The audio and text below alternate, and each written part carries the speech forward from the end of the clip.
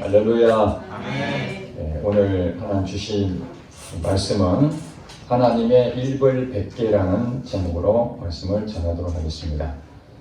일벌백계, 여러분 많이 들어보셨죠? 우리 고사성에 보면 일벌백계라는 말이 나옵니다. 이것은 한 사람의 중한 벌을 내림으로써 나머지 100명에게 경계를 삼게 하는 것입니다. 본보기죠. 80년대에 전두환 정권이 들어서면서 우리나라의 조폭이나 불량자들 이런 사람들을 교육시키기 위해서 삼청교육대가 만들어졌습니다. 그래서 특별히 이제 조폭이나 또 껄렁껄렁했던 그런 사람들은 그냥 잡히는 대로 삼청교육대에 들어갔습니다.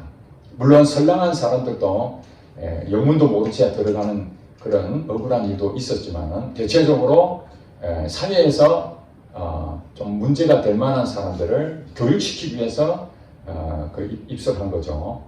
거기 가면은 여러분 아시다시피 그래도 힘께나 쓰고 자기 따나 능력 있다고 생각하는 자들이 다 왔으니까 기강이 해이해질 수밖에 없습니다. 그때 이제 조교들이 이 기강을 어떻게 세울 것인가 고민을 할 수밖에 없잖아요. 그래서 기회를 봤다가 아주 잘못한 사람 한 사람을 딱 찍어서 그 사람에게 일벌백계를 하는 겁니다. 그 한 사람을 본보기로 엄청난 벌을 주는 것이죠. 그래서는 안 되지만은 폭행을 한다든지 죽도록 맞아서 주변 사람들이 야 너무 가혹하다. 나도 잘못하면 저렇게 되겠구나. 그렇게 보일 수 있도록 강하게 벌을 가하게 됩니다. 그러면은 그 다음부터 어떻게 됩니까? 일사불란하게 질서가 잡히고 나도 저렇게 되면 안 되겠다는 그 경각심 때문에 사람들이 훈련에 잘 참여하게 되는 것입니다. 오늘 제목이 뭐라고 그랬죠? 하나님의 일벌백계. 하나님께서도 우리 사람들에게 본보기로서 기강을 확립하기 위해서 부득이하게 그 사람을 지칭해서 강하게 엄벌을 함으로써 많은 사람들이 교훈을 받고 그렇게 안 하도록 하시려고 하는 것이 하나님의 뜻입니다. 오늘 여러분들 창세기 9장 여러분 다 읽었지 않습니까? 이것이 이제 하나님 일벌백계 한 내용입니다. 내용은 이미 교회 오래 다니신 분들은 이미 다 알고 있는 내용입니다. 그러나 알고 있는 내용이 오늘 우리에게 어떻게 삶에 적용이 될 것인지 그걸 이제 깨달아야 되지 않겠습니까? 아시다시피 하나님께서는 아담과 하와를 통해서 이 세상을 생육하고 번성하고 충만하고 정복하라는 하나님 명령에 따라서 사람들이 이제 계속 퍼지기 시작했습니다. 퍼지고 있었는데 아담의 범죄로 인해 가지고 그들은 늘 하는 것마다 악을 행하는 그런 일이 생기게 되는 것이죠. 그래서 하나님께서 어느 날 징계를 해야 되겠다. 이렇게 해서는 안 되겠다. 그런 마음으로 노아를 불러서 무엇을 만들어라 그랬죠? 방주를 만들어라 그랬죠. 방주를 만들고 다른 사람들에게 물로서 심판하실 하나님의 그 심판의 메시지를 계속 이제 전하게 되는 것입니다. 그러나 사람들은 시집가고 장가가고 먹고 마시고 악을 행하는 자들에게는 그게 쾌락의 시간이 너무너무 좋은데 굳이 하나님을 믿어야 될 이유가 없다고 생각하고 계속해서 악행을 저지르게 됩니다. 그러나 하나님께서 약속하셨으면 반드시 성취하시는 하나님이십니다. 오랫동안 기다리셨지만 때가 되면 이제 하늘에 창수가 나고 그래서 땅이 깊은 샘이 터지고 결국에는 홍수가 무려 40일 동안 이 땅을 적셨습니다. 얼마나 비가 많이 내렸는지 온 지면이 다 물에 잠겼다. 그러니까 사실은 배가 아니면은 그 물 위에 뜰 데가 없는 거예요. 모든 산도 다 잠겨버릴 정도로. 하나님께서 방주를 지어냈던 그 노아와 그의 가족들 다 해서 8명이죠. 8명만 그 방주에 탐으로써 구원을 받고 나머지는 다 홍수로 심판을 받게 됩니다. 그러고 난 다음에 시간이 지나서 이제 물이 다 빠지고 지면에 내려서 노아와 그의 자녀들이 농사를 짓게 됩니다. 농사. 20절에 보니까 노아가 농사를 시작 포도나무를 심었다. 포도나무를 심었는데 여러분 이제 심었으니까 거둬야 되지 않습니까? 그래서 이제 거둔 것이 이제 포도를 거뒀어요. 근데 포도를 거두 그때에 얼마나 기뻤겠습니까? 방주 안에서 오랜 세월 동안 밖으로 나오지도 못하고 그리고 겨우 이제 햇빛을 보고 농사를 지었는데 드디어 수확의 열매를 거두는 날이 왔으니까 한마디로 축제 분위기라고 볼 수 있습니다. 사람들은 아무도 없고 자기 가족 딸랑 8명만 남아있는 이곳에서 노아는 너무너무 기뻤던 것 같습니다. 거기서 포도주로 만들어서 그것을 마시고 그러다가 어떤 일이 벌어졌습니까? 포도주를 마시고 취하여 그 장막 안에서 벌거벗은지라. 여러분 혹시 술을 마셔본 경험이 있습니까? 아니면은 주변의 사람들이 술을 마신 내용을 여러분들이 직접 보셨습니까? 보셨으면 여러분 아실 겁니다. 취중에 어떤 일이 벌어지죠. 자기도 모르는 취중 버릇이 나타납니다. 횡설수 말을 하는데 술을 안 먹었을 때는 정상적으로 말을 하는데 약간 이제 정신이 혼미해지다 보니까 자기도 모르게 그냥 불쑥 나오는 횡설수설할 때가 있고 또 심지어는 욕을 하기도 하고 또 어떤 사람은 무슨 가슴이 아픈 일이 있었는지 막 그냥 술만 먹으면 우는 사람도 있지 않습니까? 그리고 술만 먹으면 가만히 있는 사람은 괴물이 돼가지고 막 주변 가족들도 행패를 부리고 집기를 부수고 이런 일도 생깁니다. 말도 그냥 굉장히 많아지고 어떤 사람은 그냥 술만 먹으면 그냥 바로 잠을 자는 사람도 있습니다. 여러분은 어떤 버릇을 가지고 있습니까? 어쨌든 취중에 어떤 버릇들이 나타나는데 오늘 노아는 술을 마시고 어떤 일이 벌어졌습니까? 장막 안에서 옷을 다 벗어버린 거예요. 벌거벗은 나체가 되어버린 겁니다. 정상적으로는 노아가 그러지 않겠죠. 이제 술을 한 잔 마시고 너무 기뻤는데 자기도 모르게 취중에 나타나는 현상이 옷을 다 벗었어요. 자, 옷을 벗었다라는 것은 수치를 드러내는 일이 됩니다. 자기의 잘못이 다른 사람들의 공개가 되는 것이 오늘 영적으로 이게 보니까 벌거벗었다 하는 것은 육체적으로 나체다 이렇게 볼 수 있지만 우리가 영적으로 해석을 하게 되면은 사람들 앞에 나의 숨겨져 있는 이런 본성들 있지 않습니까? 평상시는 그럴듯한데 술 한잔 먹으니까 자기 본성이 드러나듯이 자기의 수치가 이렇게 드러나게 됩니다. 이 드러나는 부분에 대해서 어떤 반응을 했느냐 하는 것이 오늘 본문의 매우 중요한 얘기입니다. 그의 자녀들은 세 자녀가 있었습니다. 셈, 함, 야벳. 다시죠. 첫째가 셈이고 둘째가 함이고 셋째가 야벳입니다.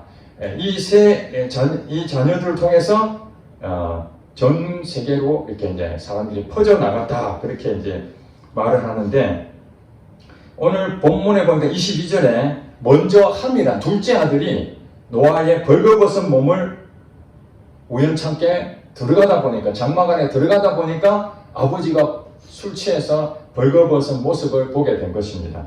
이걸 보고 함이 어떤 일을 했느냐 22절에 보니까 가나안의 아버지 함이 그의 아버지 하체를 보고 벌거벗은 몸을 보고 밖으로 나가서 그의 두 형제에게 알렸다는 거예요. 두 형제 누굽니까? 셈과 야벳에게 아버지가 지금 술 한잔 드시고 옷을 다 벗고 지금 계신다. 이 얘기를 자기 형제들한테 고했습니다. 자, 이렇게 형제를 고했는데 그 얘기를 듣고 셈과 야벳의 형제들이 옷을 가져다가 아버지 옷일 가능성이 많겠죠. 아버지가 입고 있는 그 옷 가운데에 그걸 가져다가 자기들의 어깨에 메고 뒷걸음질 쳐서 들어. 왜 뒷걸음질 쳤을까요? 앞으로 들어가면은 아버지의 하체를 다 볼 수 있으니까 아버지의 수치심을 보지 않기 위해서 의도적으로 뒤로 돌아서서 두 사람이 옷을 가지고 아버지의 하체를 가리워진 겁니다. 그들의 아버지 하체를 덮었으며 그들이 얼굴을 돌이키고 그들의 아버지 하체를 보지 아니하였더라. 정확하게 설명하죠. 아버지의 그 수치스러움을 보지 않으려고 엄청 애를 쓰고 있는 모습을 우리는 볼 수가 있습니다. 자, 이것이 이제 한 사건입니다. 둘째 아들인 함은 아버지의 수치를 그대로 보고 형제들한테 보였습니다. 그런데 셈과 야벳은 그 사실을 알고도 보지 아니하고 가능하면 보지 않으려고 뒷걸음질 쳐서 옷을 가려줬다. 그렇게 되어 있습니다. 근데 사실은 이게 왜 중요하냐면은 지금 그 아버지하고 아들 3명만 있는 게 아니죠. 몇 명이 있습니까? 전체 구원받은 자가 8명입니다. 8명. 그러면은 아내도 있을 것이고 노아의 아내도 있을 것이고 그 다음에 세 자녀가 다 결혼을 했습니다. 그러니까 며느리들이 3사람이 더 있었겠죠.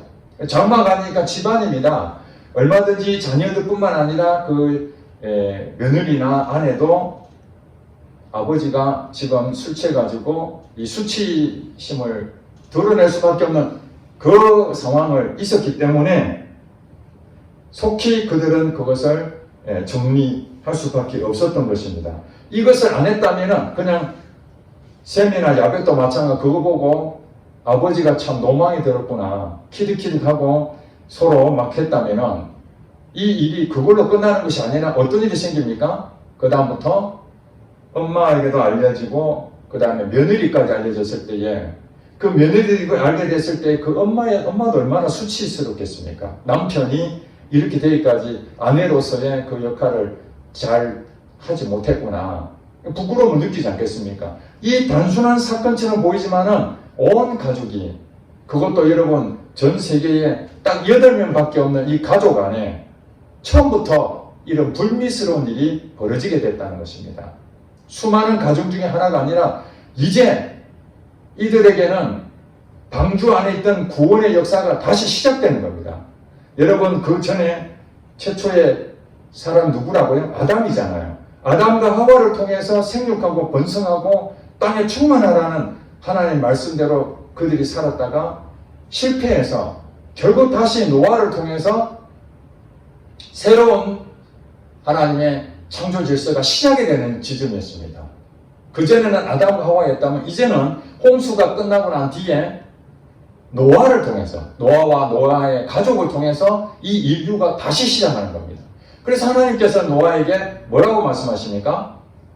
생육하고 땅을 정복하고 그것을 아담에게 주셨던 말씀을 똑같이 노아에게도 그렇게 말씀하십니다. 그것은 이제 하나님의 공동체, 하나님 안에서의 이 공동체가 시작이 되기 때문에 매우 중요한 그런 일인데 어떤 일이 벌어졌다는 것입니까? 아버지의 작은 이런 허물을 아들이 보고 그것을 가려주지 못하고 드러냄으로써 이 인류가 이제 시작이 되잖아요. 이 세 자녀를 통해서 전 세계로 퍼져나가는 그 시작점에서 죄를 범하는 그런 일이 시작이 된 것입니다. 여러분 이해가 되시죠? 지금 어떤 상황인지? 지금 그냥 단순한 우리가 볼 때는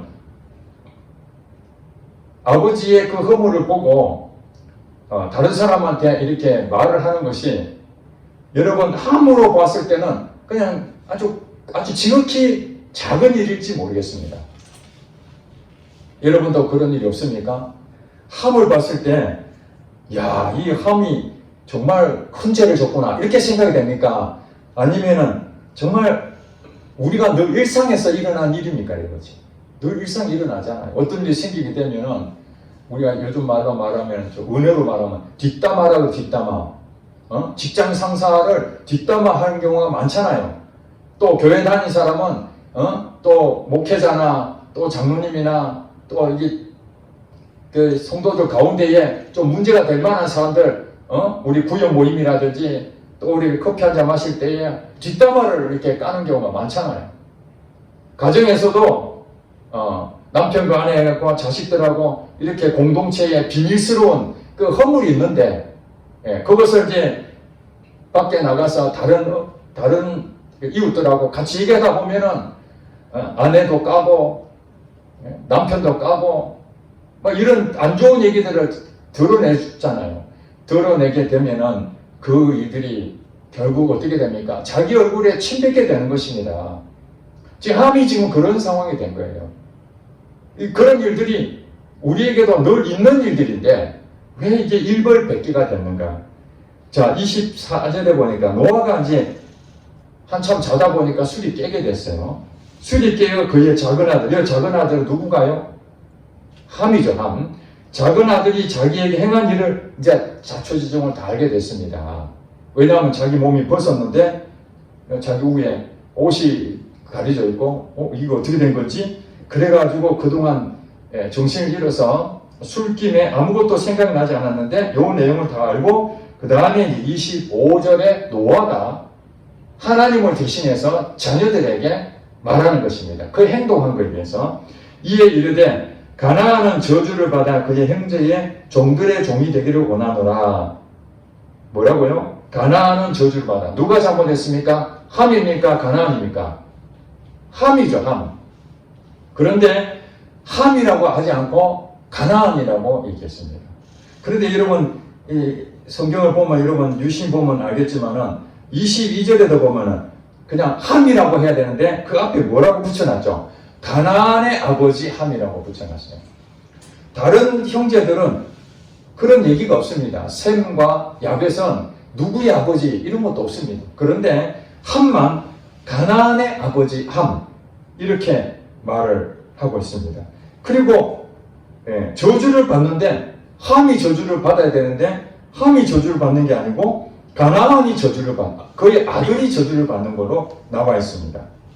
그리고 26절에 보니까 이제 셈과 야벳에 대해서 말씀합니다. 셈의 하나님 여호와를 찬송하리로다.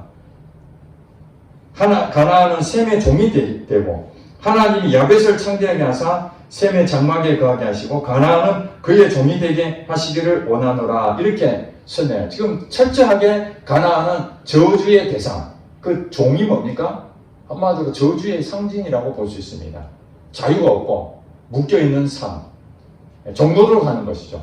그런데 셈과 야벳은 하나님을 찬송하고 그 다음에 창대하게 되는 복을 받는, 축복을 받는 그런 것을 노아를 통해서 자녀들에게 들어갔는데 함은 자기 아들에게, 물론 함에게 가난만 있었던 건 아닙니다.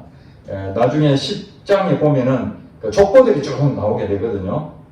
자, 10장 6절에 볼게요. 10장 6절에 보면은 함의 아들은 누구라고요? 구스와 미스라임과 붓과 그 다음 누구요? 가나안. 이 4명의 아들이 있었던 거예요. 그러니까 4명의 다 아들 얘기한 게 아니라 딱 집어서 가나안이라고 말을 했습니다. 자, 여러분, 내게 직접 징계를 하나님이 나에게 내가 잘못하면 나한테 징계를 하면 되는데 내 자녀가 나 때문에 내 자녀가 징계를 받아서 몸이 아프게 됐다고 생각해 보세요. 그러면은 차라리 하나님 내한테 벌을 주시지 왜 우리 아들한테 줘가지고 부모 마음이 얼마나 아프겠습니까? 이 벌이라는 것은 내한테 주는 벌도 엄청 힘든 일이지만은 내 자녀에게 벌이 간다는 것은 그거는 더 힘든 일입니다. 그렇지 않겠어요? 정말로 아들을 사랑하는 부모라면은 그 벌을 오히려 나는 잘못한 게 없어요. 아들이 잘못해서 벌을 받는다 하잖아요. 그 벌을 내한테 달라고 그런 경우가 많잖아요. 우리 학교 다니면은 자녀들이 사고 칠 때가 있지 않습니까? 그러면 학교에서 징계를 내린다고 부모로 오라 그럽니다. 그래서 정학을 시키겠다, 퇴학을 시키겠다 그러면은 부모가 어떻게 됩니까? 싹싹 빌면서 이 자식이 잘못했지만 이 애비의 잘못입니다. 내한테 벌을 주세요. 이 아들 받을 벌을 차라리 내한테 주세요. 그렇게 말하지 않겠습니까? 그게 그 제대로 된 부모라면 그런 마음일 것입니다. 그렇습니다. 지금 함에게도 하나님께서 함에게 저주를 내려 마땅한데도 불구하고 그의 아들이었던 가나안에게 저주를 내림으로써 함의 마음이 얼마나 힘든 일인지, 즉 이 말이 무슨 말입니까? 내가 잘못한 일들이 그 자식들한테 이게 흘러간다는 거예요. 나 때문에 이 교회 공동체가, 우리 가정이, 우리 사회가 나로 끝나는 것이 아니라 그 대를 이어서 흘러간다는 거예요. 이걸 경고하기 위해서 하나님께서 하나의 샘플로 일벌백계 하는 겁니다. 함이 잘못하는 것 우리도 다 지금도 하고 있지 않습니까? 말을 조심해야 되는데 입을 함부로 놀려가지고 남을 상처 주기도 하고, 허물을 덮어야 되는데 허물을 들춰내는 경우가 얼마나 많습니까? 구미에도 지나간 오래전 얘기지만 목사님이 어떤 이유에 있는지 모르지만 술을 한잔 했는 것 같아요. 누가 아는 사람이 없습니다. 그랬는데 이 상황이 알려져가지고 노예까지 이 내용이 알려지게 된 겁니다. 거기서 이제 이 교회의, 이 목사님 교회의 장로님이 그 얘기를 우연하게 듣게 되고, 이것을 이제 교회에 와가지고 다른 장로들에게 얘기를 합니다. 이 목사님이 술을 마셨단다. 이거 가만히 있을 수 있겠느냐. 목회자가 술을 마시면 되겠는가. 그래가지고 장로님들이 목사님한테 술을 드신 거에 대해서 사과를 하고 책임을 져라. 물론 목회자가 술을 마신 거에 대해서 성도들 본의 안 된 것은 사실이지만 그 이유를 떠나서 어쨌든 실제로 목사님이 술을 마신 것이 사실인 게 분명하다 보니 그 목사님은 결국에는 거기서 버티지 못하고 교회를 사임하고 다른 교회로 가게 됐습니다. 그런 얘기 들을 때에 물론 목회자가 잘못했지만 그것을 공모로 함으로써 오히려 교회가 큰 어려움을 겪는 일을 보게 됐습니다. 그렇습니다.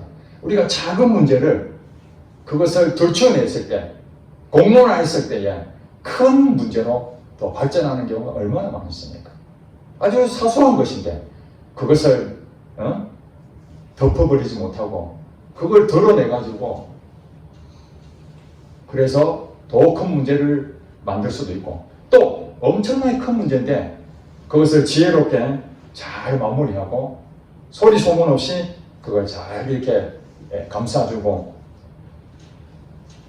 문제를 해결했을 때에 아무리 큰 문제도 아주 작은 것으로 끝나는 일도 있다는 것입니다.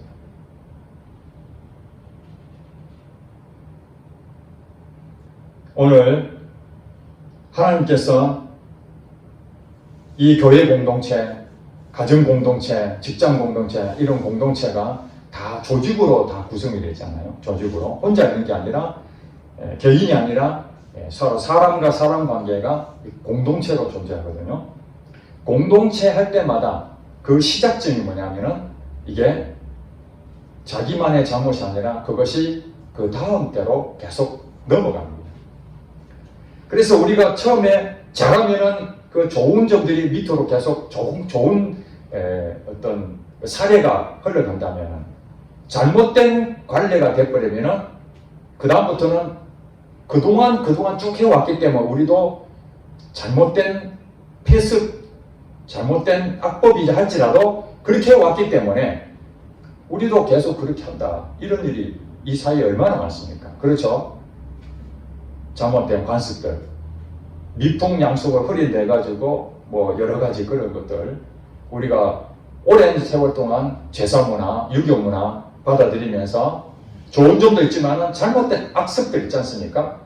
그동안 우리가 그렇게 왔기 때문에 너희들도 그렇게 나가야 된다. 이런 것들이 공동체에 엄청난 큰 영향을 미친다는 것입니다. 그래서 하나님께서는 이제 노아와 그의 가족들을 통해서 인류 공동체가 시작이 되는 시점이기 때문에 이 함이 저지르는 것은 사실 아주 사소한 실수일 수도 있고 누구든지 그런 죄를 범할 수가 있습니다.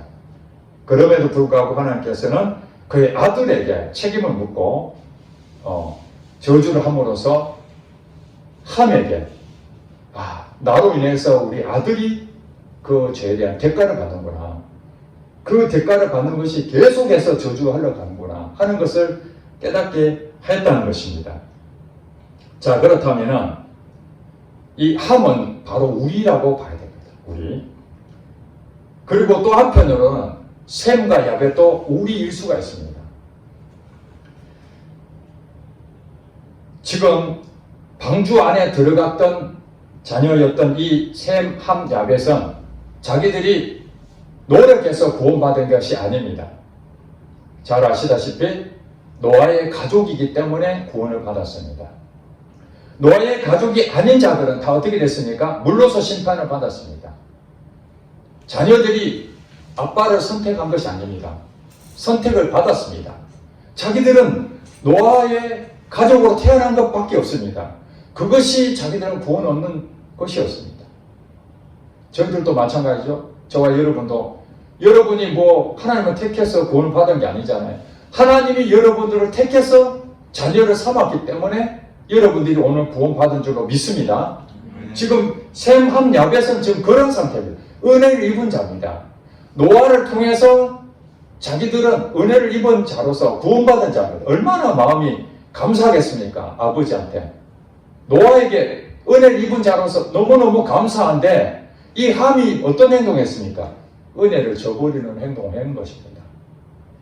아버지의 그 수치, 그 허물을 덮어주지 못하고 내가 은혜를 입었는데도 불구하고 아버지의 그 한 잘못을 가지고 그것을 감추어 싸매지 못하고 들춰내버리는 이런 잘못을 누가 한다는 것입니까? 우리들이 할 수 있지 않겠습니까? 하나님이 목숨을 바쳐서 예수 그리스도를 통해서 우리를 구원해 주셨는데 내가 잘난 것도 없고 연약한 것 뿐인데 방주 밖에 있는 사람들과 우리가 다를 바가 없는데 그저 노아의 자녀로 태어난 것밖에 없는 그것 때문에 우리가 구원을 받았다면 이 은혜를 잊지 않고 살아야 되는 것이죠. 그 대표적인 사람이 셈과 야벳은 그걸 깨달았던 것 같아요. 아버지가 계셨기 때문에 우리가 오늘 이 자리에 있구나. 나도 물로 수장될 수밖에 없는 멸망당에 마땅한 자인데 아버지 때문에 내가 구원을 얻었구나. 너무너무 감사하다. 그런데 아버지 허물을 들었을 때에 같이 그걸 동조해서 들춰내는 것이 아니라 아버지에 대한 사랑하는 마음으로 그걸 덮어버리는 거죠. 덮어버려. 이게 그리스도의 마음이라는 거예요. 그래서 예수님이 우리에게 그러잖아요. 내 마음은 온유하고 겸손하니 내게 와서 배우라. 그리고 빌립보서 보면 너희는 이 마음을 품어라. 곧 그리스도 예수의 마음이네. 예수님 마음이 그렇다는 거예요. 하나님한테 은혜를 입었으니까 그 은혜 입은 대로 우리가 이 땅에서 감사하고 기쁨으로 살아가야 되는 거죠. 아담과 하와도 처음에 시작했을 때 하나님이 좀 아름답게 창조를 했는데 아담과 하와가 공동체 시작이었잖아요. 인류 최초의 시작이었습니다. 그들은 하나님 말씀대로 은혜를 입었으니까 아담과 하와가 한 일이 뭐가 있습니까? 하나님을 통해서 창조받았지 않습니까? 자기들이 사람 되려고 노력한 것도 아닙니다. 그런데 하나님으로부터 은혜를 입은 자이기 때문에 그들은 하나님 말씀대로 사는 것이 자기의 일이었습니다. 그런데 우리가 볼 때 선악과 하나 먹은 것이 뭐가 그 대수냐? 자, 여러분 여기서 아버지의 그 벌거벗은 몸을 보고 형제들한테 알린 것이 뭐가 대수입니까? 누구든지 할 수 있는 일 아닙니까? 누구든지 선악과 따먹을 수 있는 거 아닙니까? 그런데 왜 그렇다고요? 일벌백계. 아담과 하와가 서로는 하나님 앞에 서로 사랑하고 하나님 은혜를 깨달으니까 감사하고 그랬는데 선악과를 딱 먹음으로써 어떤 일이 생겼습니까? 이제 변명하기 시작합니다. 저 여자가 하나님 만들어준 저 여자 때문에 내가 먹게 됐어요. 여자는 저 뱀 때문에 내가 먹게 됐어요. 그전에는 그렇지 않았잖아요. 범죄하고 난 뒤부터 그런 일이 생기니까 하나님이 그걸 보고도 그래 알았다 괜찮다 이랬다면 그 다음부터 어떻게 될까요? 우리 인간의 본성이라는 것이 아무 문제 없는 모양이구나. 그렇게 해서 또 똑같은 죄를 또 저지르게 됩니다. 선악과만 먹겠습니까? 그 외에도 뭐 하나님이 이거 하지 말라면 그거 해도 아무 문제 없으니까 그냥 해버리는 것이죠. 그래서 하나님께서 말씀하신 거에 대해서 일벌백계로 선악과를 먹어서 사람이 죽었다기보다는 하나님 말씀에 대해서 그것을 경솔히 여긴, 우리가 볼 때는 그 작은 실수라고 생각할 수 있지만 그것이 앞으로 그 다음 대회까지 계속해서 잘못된 길을 걸어갈 거라고 생각하는 거예요. 일벌백계라는 거죠. 그 다음부터 어떻게 됐습니까? 가인이 동생을 죽이는 살인죄를 범하고 노아 시대까지 온 인류가 죄로 물들어지게 됐잖아요.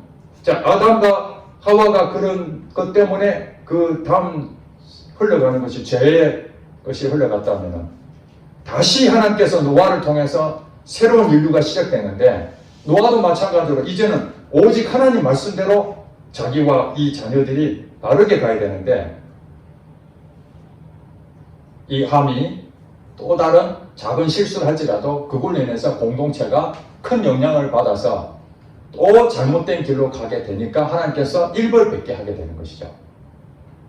이런 일들이 성경에 보면 여러 군데 나옵니다. 여러분, 가나안 땅에 들어가잖아요. 모세가 죽고 이제 여호수아가 가나안 땅에 들어가는데 거기에 있는 모든 것들을 진멸하라고 했습니다. 그리고 거기에 우리가 말하면 이제 전리품이죠. 거기에 가나안에 있는 그 전리품을 전부 다 취해가지고 공동체 재산으로 들어가야 되는데, 그 중에 한 사람 아간이 욕심을 가지게 됩니다. 다 갖다 줘야 되는데 거기서 일부 외투하고 그 다음에 금하고 은을 이렇게 숨겨뒀습니다. 그걸로 인해 가지고 이스라엘이 아이성에서 전투에 패배하게 됩니다. 나중에 찾아보니까 아간이 그걸 숨겨뒀던 거예요. 여러분, 우리가 거짓말할 수도 있고 남은 거 살짝 훔칠 수도 있지 않습니까? 꼭 돈만 훔치는 게 훔치는 겁니까? 말로서도 얼마든지 거짓말할 수도 있고 막 여러 가지 잘못할 수 있지 않습니까? 그런데 그 아간이 그 범죄함으로 이스라엘이 패배가 되고 나중에 그게 들통이 났을 때에 그와 그의 가족들 모두 돌에 맞아 죽었습니다. 너무 가혹하지 않습니까? 가나안 땅에 들어가는 수백만 명의 이스라엘 민족이 이제 하나님이 주신 교회 공동체로 시작이 되는 시점에서 일벌백계 하지 아니한다면 아간과 같은 그런 죄들이 앞으로 계속해서 일어날 것을 생각했을 때 하나님께서는 본보기로 아간을 죽일 수밖에 없었던 것입니다. 그 다음에 여러분, 초대교회 보면은 그 교회가 이제 공동체가 초대교회 이제 막 시작하잖아요. 교회가 막 시작하잖아요. 그때에 부자들이, 돈이 많이 있는 사람들은 집을 팔고 교회에다 헌금을 했습니다. 가난한 자들도 많이 있기 때문에. 그래서 교회는 가난한 사람도 없고 부자도 없이 서로 공평하게 이렇게 통용을 했다, 이렇게 해놨습니다. 그런데 아나니아와 삽비라라는 사람이, 부부가 헌금을 해야 되는데, 남들이 다 하니까 자기도 돈이 좀 있으니까 재산을 팔아서 헌금을 해야 되는데, 공산주의 같으면 의무적으로 하지만 의무적으로 한 게 아니라 감동이 되는 대로 하는 것이 하나님의 마음인데, 그들은 외적으로 사람들은 잘 보이고자 하는 마음은 있지만 돈은 아까운 거예요. 헌금하려니까 돈이 아까운 거예요. 그래서 일부를 감춰뒀다 했습니다.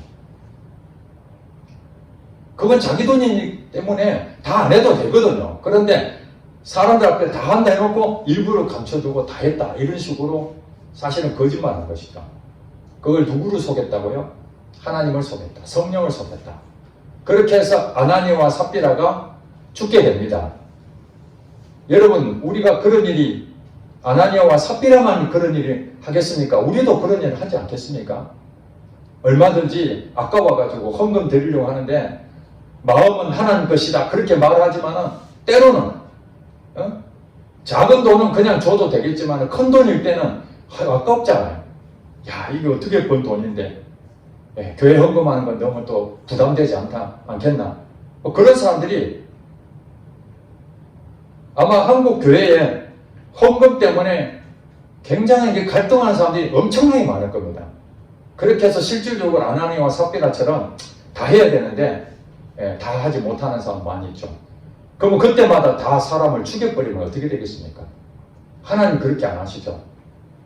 근데 왜 아나니와 삽비라가 그렇게 엄청난 벌을 받았을까요? 경고하는 것입니다. 초대교회에 성령을 속이면 안 되는 일인데 본보기로서 아나니와 삽비라에게 그것을 보여줌으로써 많은 공동체에서 저렇게 하면 안 되는구나.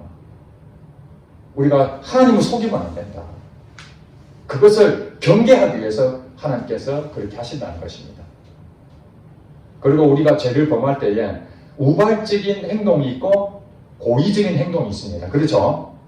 우리가 하다 보면은 전혀 자기가 예상치도 못했는데 갑자기 잘못된 그런 행동을 할 때가 있습니다.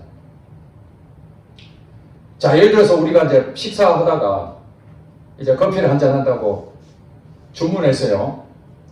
그랬는데 웨이터가 와가지고 커피를 주다가 정상적인 상태 같으면은 정확하게 놔야 되는데 뭔가 이게 걸렸다든지 아니면은 뭔가 몸을 제대로 가누지 못한 상태에서 놓다 보니까 커피를 쏟아버릴 수 있잖아요. 고객 몸에다가 쏟아버릴 수 있잖아요. 그랬을 때 어떤 일이 벌어집니까? 이게 실수를 한 거잖아요. 우발적인 실수잖아요. 고의가 아니고 우발적으로. 그런 일이 우리 삶에 얼마나 많이 일어납니까? 우발적으로. 또 한편으로는 저 사람의 내가 앙심을 품고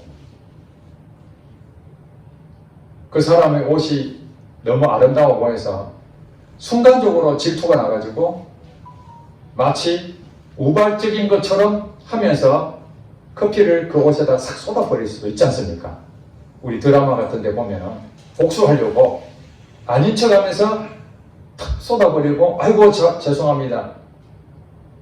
그렇게 해서 그 사람의 수치를 줘버리는 이런 일이 고의적이잖아요. 나중에 밝혀졌을 때 어떤 일이 생깁니까? 우발적으로 실수하는 잘못한 것은 정상 참작을 해줍니다. 그게 이제 우리가 말하는 사람을 죽였다 해서 똑같이 적용하지 않고 과실치사가 있잖아요. 운전 부주의로 사람을 죽였다는 이런 과실치사를 해서 정상 참작을 해줍니다.